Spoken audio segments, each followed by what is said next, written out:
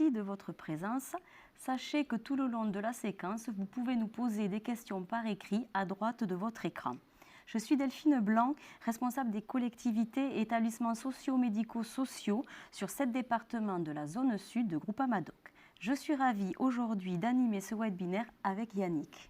Bonjour Yannick. Bonjour Delphine, donc Yannick Abadi, chargé d'affaires collectivité sur l'intégralité du département de l'Ariège et secteur Cagir-Garonne-Salate sur le département de la Haute-Garonne et votre interlocuteur de proximité sur l'ensemble de vos contrats d'assurance.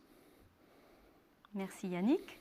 Donc, en tant que premier assureur des collectivités, notre rôle est aussi de vous accompagner et de vous conseiller sur les évolutions qui s'imposent à tous. Nous avons choisi aujourd'hui 3 thèmes. Le premier, c'est la mise à jour réglementaire de vos contrats avec des avenants à signer. Vous allez recevoir ces avenants à partir du mois de mai. Pour la partie 2, nous évoquerons les cyber-risques, s'informer et se protéger. Et enfin, la troisième partie va concerner la réforme de la protection sociale complémentaire avec un décryptage et mise en place de vos obligations de financement et de participation pour vos agents, en prévoyance et en santé. En sachant qu'aujourd'hui, on va évoquer le côté prévoyance, car la nouvelle réglementation va vous permettre de commencer à assurer vos agents à partir du 1er janvier 2025 et la santé suivra en 2026. Donc, un constat, c'est nos experts qui le disent, notre monde évolue très vite. Donc voici les 10 risques les plus émergents. Donc dans un premier temps, le changement climatique, les risques de cybersécurité, l'instabilité géopolitique, les risques liés à l'intelligence artificielle et au big data, et les risques énergétiques. Mais également le risque lié à la biodiversité et aux ressources naturelles, les risques pour la stabilité financière, les tensions et mouvements sociaux. Ces dernières semaines, certains d'entre vous, vous avez subi des émeutes. Les pandémies et maladies infectieuses, nous avons subi en 2020 la Covid-19 et également les risques macroéconomiques. Nous allons débuter par notre opération de sécurisation, c'est-à-dire les mises à jour réglementaires de vos contrats par le biais d'avenants à signer que vous allez recevoir à partir du mois de mai. À quoi va servir cet avenant? Yannick l'a dit, le monde évolue, de nouveaux risques comme le cyber et la pandémie n'existaient pas il y a quelques années. Nous mettons donc à jour nos contrats pour prendre en compte ces évolutions. Le risque cyber fait désormais l'objet de garanties dédiées, avec ses exclusions, mais également ses limites propres.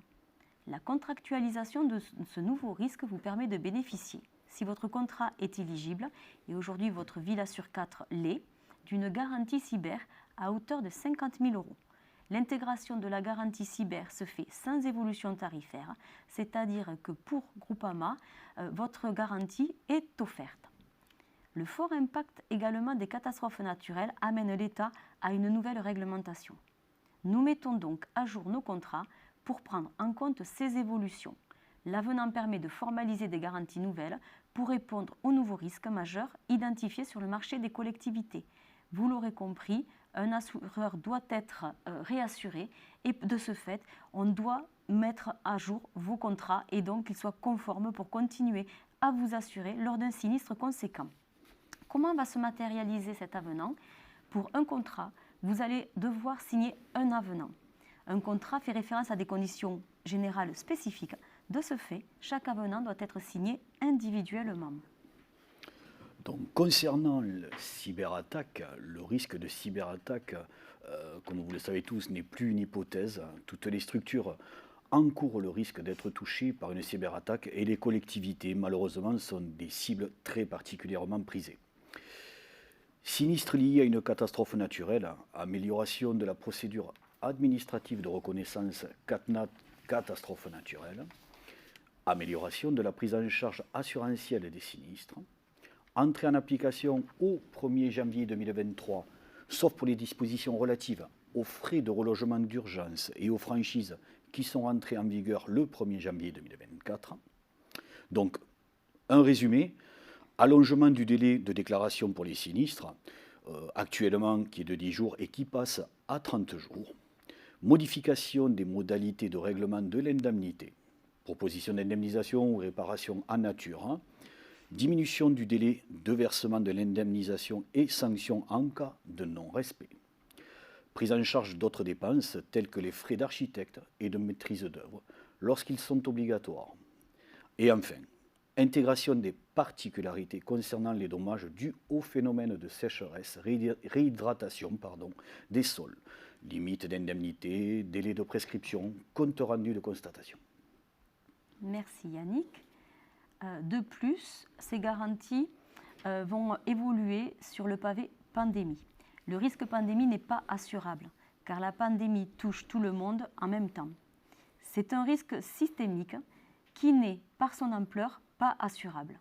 Dans le monde entier, les réassureurs, sans qui les assureurs ne peuvent pas couvrir les risques majeurs, ont formellement exclu ce risque pandémique.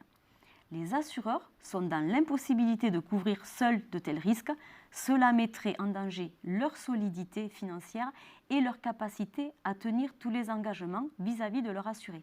Vous avez donc bien compris que cet avenant est très important.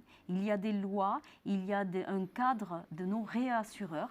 Et pour que l'on continue à bien vous assurer, il est important que vous signiez ces avenants. La dernière partie est une amélioration du traitement de vos réclamations. L'autorité de contrôle, le 9 mai 2022, a souhaité à ce que tous les assureurs mettent en place une procédure pour que vous puissiez saisir d'une façon assez facile le médiateur. Donc aujourd'hui, cette procédure sera expliquée automatiquement lorsque vous aurez signé ces avenants.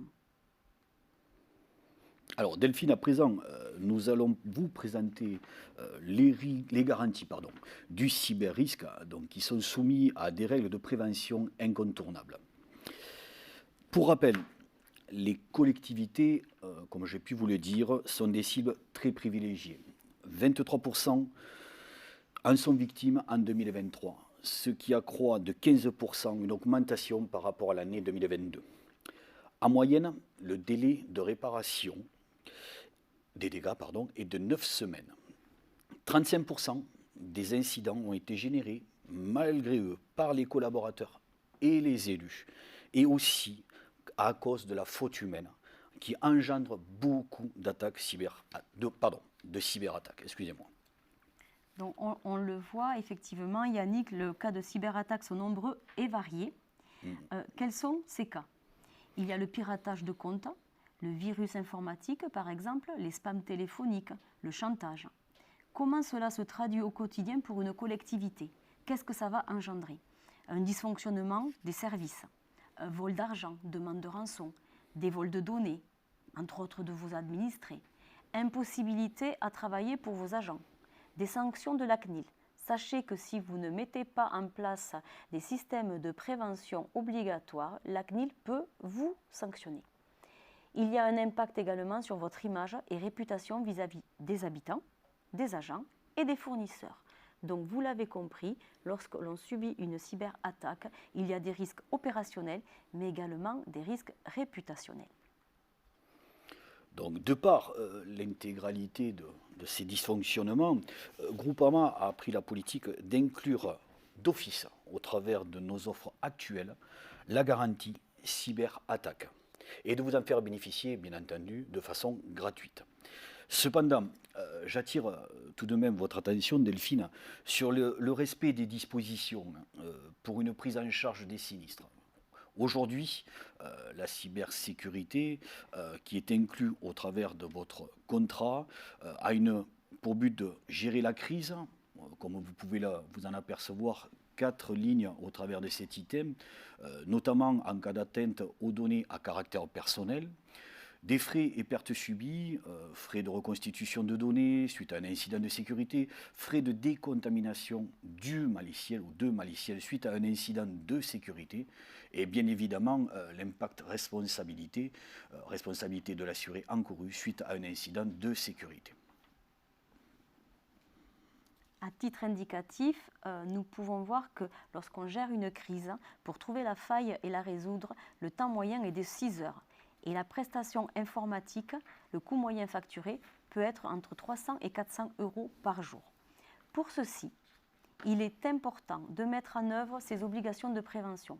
Elles sont de l'ordre de 4. Tout d'abord, protéger et configurer votre système d'information avec une configuration d'un pare-feu, la mise en place d'un outil anti-spam, la mise en place d'une politique de gestion de mots de passe par défaut, un changement systématique des mots de passe, une fréquence de changement de mots de passe d'au moins une fois par an.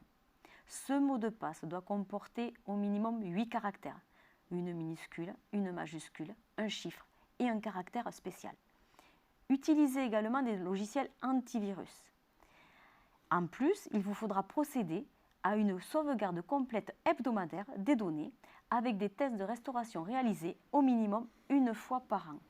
Et enfin, appliquer les correctifs de sécurité sur les systèmes informatiques et les logiciels dans les 60 jours suivant leur publication.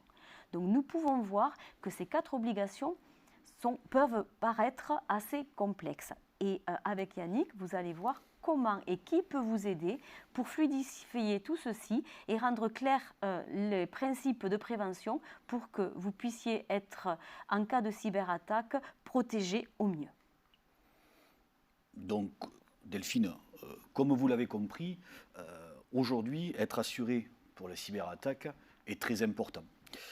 Cette première notion doit s'agrémenter par un conseil et aussi beaucoup de protection de la part d'un prestataire, qui est un élément incontournable à notre relation. Pour étayer et afin d'éviter une cyberattaque et pour une couverture optimale, la synergie assureur et prestataire est essentielle.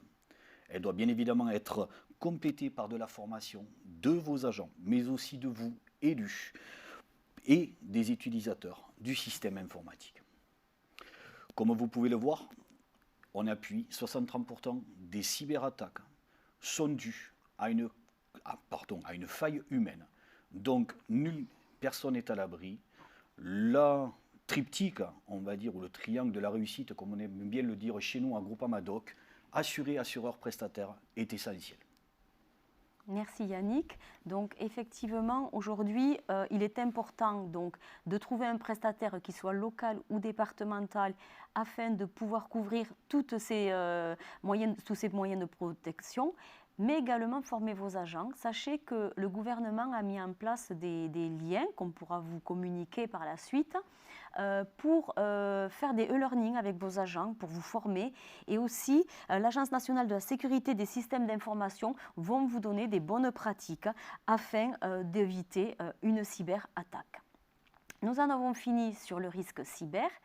Nous allons maintenant entamer notre troisième partie, qui est la protection sociale complémentaire, avec le décryptage et la mise en place du financement et de la participation pour vos agents en prévoyance, comme on l'a évoqué tout à l'heure, car nous pouvons commencer à assurer vos agents à partir du 1er janvier 2025 dans un contrat collectif adhésion obligatoire.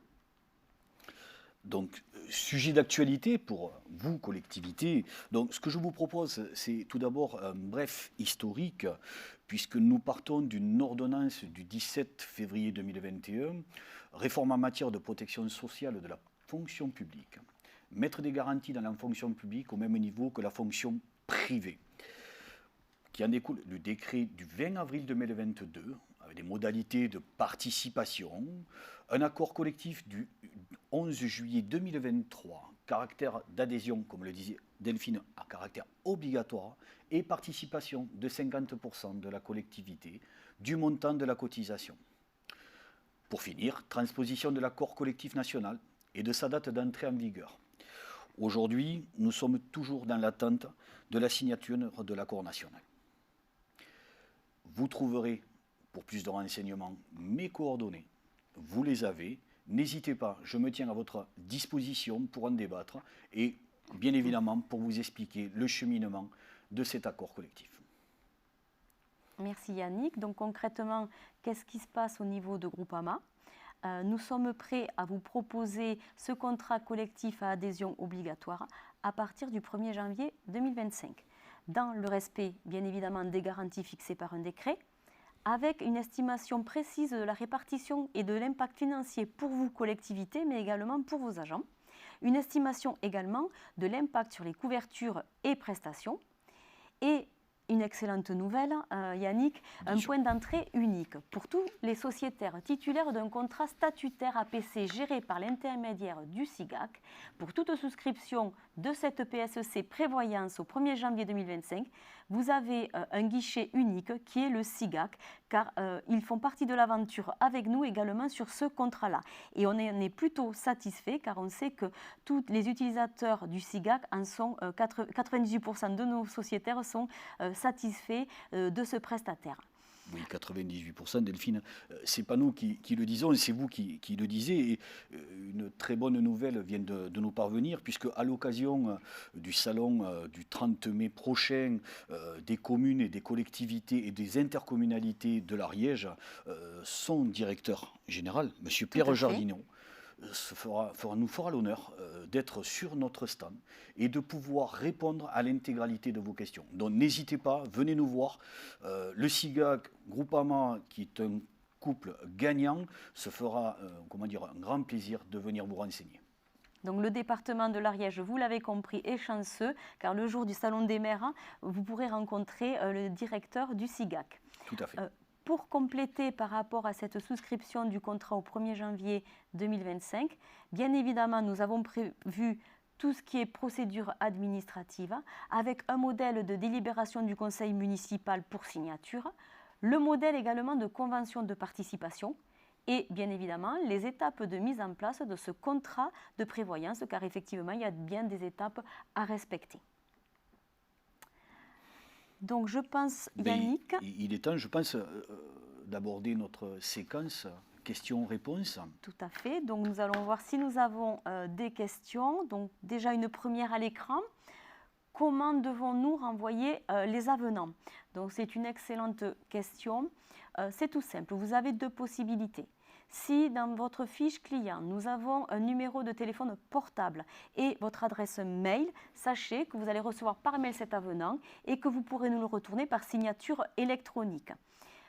Mais pour autant, si jamais il nous manque un des deux éléments, sachez que vous allez recevoir ces avenants par courrier avec une enveloppe T qui sera reçue à notre siège social. Et bien évidemment, ceci permettra d'avoir tous vos contrats en conformité pour qu'en cas de sinistre conséquent, le réassureur puisse nous suivre et payer le sinistre si par cas il arrivait. Avons-nous d'autres questions? Oui. Effectivement, nous ne l'avons pas dit en début de séquence, ce webinaire est-il enregistré? Est-ce qu'il y a possibilité de le revoir? Donc effectivement, ce webinaire est enregistré. Vous allez recevoir d'ici quelques jours un lien et bien évidemment, le but c'est que vous puissiez le revisionner, vous ou effectivement l'élu ou la secrétaire si aujourd'hui vous êtes absent en direct avec nous. Ce qu'on peut leur dire, c'est une première pratique, donc tout à fait. On réclame toute votre indulgence. Par contre, outil extraordinaire, puisque multicanal qui se diffuse à la vitesse grand V, et je pense que ça ne sera pas la dernière, et voire même vous, à votre niveau, si vous avez des sujets d'actualité qui sont sensibles et que vous souhaitez remonter, bien évidemment, notre proximité fait qu'on peut vous répondre, mais si ça doit engendrer un webinaire, pourquoi pas, avec grand plaisir. Oui, effectivement, Yannick, c'est bien que tu soulignes ceci. Notre dernière enquête de satisfaction relevait que, effectivement, pour la plupart des collectivités, vous aviez besoin d'innovation et de sujets un peu plus d'actualité. Et donc, c'est pour ceci qu'aujourd'hui, on vous a donné 3 points et 3 sujets qui nous paraissaient importants à diffuser. Donc, n'hésitez pas, effectivement, à nous remonter d'autres sujets. Et nous avons une troisième question. Si le décret est reporté, peut-on quand même souscrire à la prévoyance au 1er janvier 2025? Bien sûr. Bien évidemment, on l'a dit tout à l'heure. Donc, Groupama a décidé de pouvoir proposer aux collectivités dès le 1er janvier le contrat collectif à adhésion obligatoire. Pourquoi? Parce que si le décret passe dans 6 mois ou 1 an, vous serez en conformité et vous n'aurez plus rien à faire, si ce n'est que peut-être faire un avenant. Si vous ne choisissez pas cette option-là, et que vous choisissez par exemple un contrat facultatif, sachez que lorsque le décret passera, vous serez dans l'obligation de resouscrire un nouveau contrat et peut-être pas forcément avec le même assureur, ce qui engendrera de l'incompréhension auprès de vos agents et puis de l'administratif, du temps à consacrer à cette nouvelle mise en place. Donc pour plus de clarté et de fluidité, nous vous conseillons effectivement et nous vous proposons ce contrat à partir du 1er janvier 2025 en sachant que par la suite arrivera le sujet de la santé très vite vu que c'est prévu pour 2026. Et puis Delphine, comme on pouvait le dire, c'est que le but est de mettre les garanties concernant les agents de la fonction publique au même niveau que les garanties de la fonction privée. Aujourd'hui, la fonction privée, il n'y a pas débat, c'est de l'obligatoire. Donc aujourd'hui, notre décision et notre politique de rendre ce contrat obligatoire, je pense, fera une seule chose, c'est de gagner du temps. Et le temps, malheureusement, c'est de l'argent. Voilà. Merci Yannick. Donc, arrive le dénouement final, puisque plus d'autres questions, donc parfait. Donc, on espère que ces informations vous ont été et vous seront bien évidemment utiles. Consolider notre relation au travers de notre proximité pour vous accompagner et vous guider. Voilà notre maître mot. Merci Yannick. Donc, sachez que si par la suite nous avons de nouvelles questions par écrit, nous ne manquerons pas de vous répondre lorsque nous vous enverrons le lien dans quelques jours.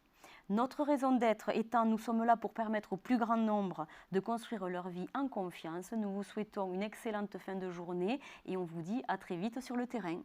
Merci Delphine. Merci d'avoir co-animé ce webinaire avec moi. Avec plaisir. Très enchanté. Et merci à vous de votre confiance et à très vite. À très bientôt. Au revoir.